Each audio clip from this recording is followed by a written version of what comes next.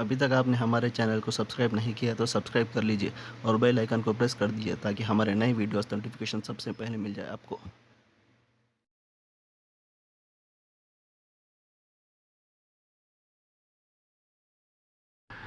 اعوذ باللہ من الشیطان الرجیم بسم اللہ الرحمن الرحیم تبت یدا ابی لہب وتب ما اغنى عنه ماله وما كسب سيصلى نارا ذات لهب وامرأته حمالة الحطب في جيدها حبل من مسد۔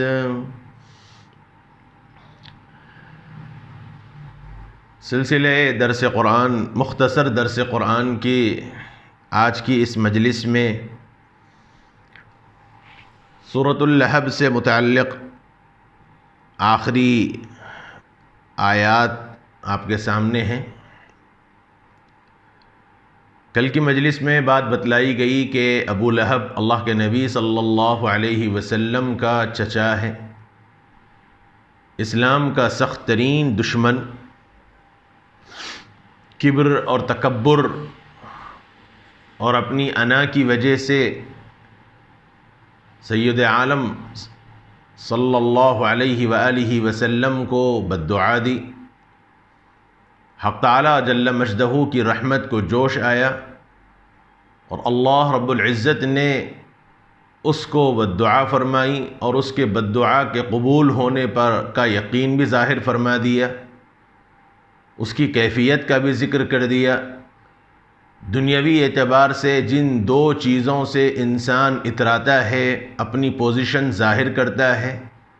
اس کے متعلق بھی بتلا دیا گیا کہ وہ دو چیزیں بھی اس کے کچھ کام نہیں آئیں گی، اور انجام کے اعتبار سے یہ بیان کر دیا کہ اس دنیا کے اندر بھی اور آخرت میں بھی بڑی رسوا کن عذاب میں وہ مبتلا ہوگا اور دہکتے ہوئے انگاروں میں وہ ضرور داخل ہوگا۔ اس کے بعد قرآن مجید نے فرمایا کہ اور اس کے ساتھ اس کی بیوی بھی، وَامْرَأَتُهُ حَمَّالَةَ الْحَطَبِ، سَيَصْلَى یعنی وہ جہنم میں داخل ہوگا اور دہکتی ہوئی آگ میں داخل کیا جائے گا۔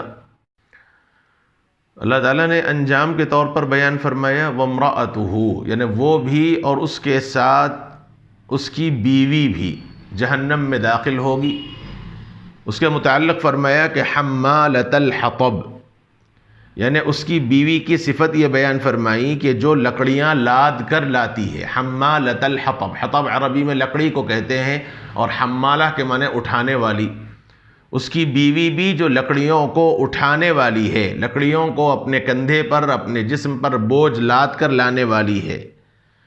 اور مزید یہ بیان فرمایا کہ اس کے گلے میں، فی جید، جید کے معنی گلا، اور حبل کے معنی رسی،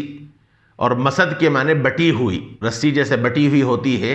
یعنی گرہ در گرہ، جیسے عورتوں کی چوٹی ہوتی ہے، عورتیں جیسا چوٹی ایک دوسرے میں لپیٹتی ہیں، اس کو گرہ کہتے ہیں۔ تو فرمایا فی جیدہا حبل من مسد،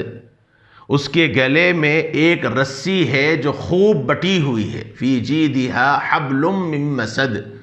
اس کے گلے میں ایک رسی ہے جو خوب بٹی ہوئی ہے۔ یہ ابو لہب کی بیوی، اس کا نام اروا ہے، اروا بنت حرب، ام جمیل اس کی کنیت تھی، جس کے نام سے یہ اپنے عرف میں معروف تھی، ام جمیل۔ اروا اس کا نام تھا، باپ کا نام حرب تھا، اور یہ ابو سفیان کی بہن تھی، ابو سفیان کی سگی بہن تھی۔ اروا بنت حرب اس کا نام تھا، ابو سفیان کی بہن تھی۔ اللہ کے دشمن ابو لہب کے ہلاکت کی وجہ سے یہ بھی ہلاک ہوگی، چونکہ نبی اکرم صلی اللہ علیہ وسلم سے انتہا درجے کی دشمنی رکھتی تھی۔ مفسرین کرام نے یہ بات فرمائی ہے کہ حمالۃ الحطب یعنی رسیاں، لکڑیاں اٹھانے والی۔ حمالۃ الحطب قرآن مجید نے کیوں فرمایا؟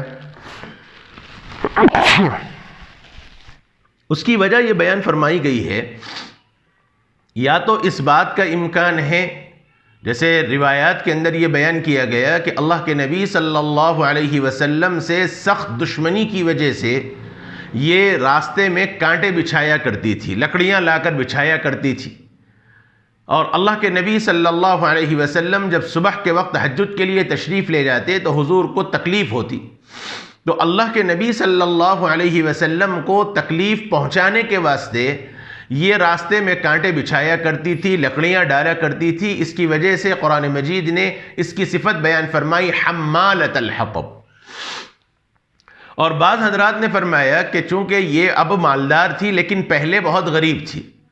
اور اتنی غریب تھی کہ وہ اپنے گھر کے اخراجات کے واسطے لکڑیاں اٹھا اٹھا کر لایا کرتی تھی، اور اللہ کے نبی صلی اللہ علیہ وسلم کو دشمنی کی وجہ سے حضور کو فقر کا طعنہ دیا کرتی تھی کہ آپ کیا ہیں، آپ کا خاندان کیا ہے، آپ کا گھرانہ کیا ہے، آپ کے گھر تو ڈھنگ کا کھانے کو نہیں ہے، اس قسم کے فقر کی، غربت کے طعنے دیا کرتی تھی۔ تو قرآن مجید نے وہی لفظ استعمال فرمایا اور اس کو اس کا بیک گراؤنڈ یاد دلایا اور اس کا پچھلا اور اس کا ماضی یاد دلایا کہ تو آج ہمارے نبی پر یہ طعنہ کستی ہے فقر و فاقے کا، تو اپنا حال بھی تو دیکھ لے۔ حمالۃ الحطب، ایسی بدبخت عورت تھی اور ایسی گھٹیا درجے کی عورت تھی اور ایسے فقر و فاقے اس کے گھرانے کے اندر تھے کہ اپنے گھر کی ضروریات پوری کرنے کے واسطے اسے لکڑیاں لانا پڑتا تھا۔ حمالۃ الحطب قرآن مجید نے بیان فرمایا۔ بعض حضرات نے فرمایا کہ حمالۃ الحطب کچھ اور اعتبار سے اللہ تعالیٰ نے بیان فرمایا، اور اس کی وجہ یہ بیان فرمائی کہ جہنم میں جب یہ داخل ہوگا ابو لہب تو اس کے ساتھ جہنم میں یہ بھی داخل ہوگی، جہنم میں یہ بھی جائے گی،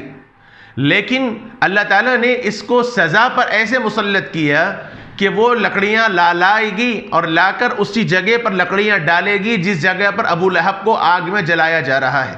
یعنی آگ میں لکڑی ڈالنے سے مزید آگ دہکتی ہے۔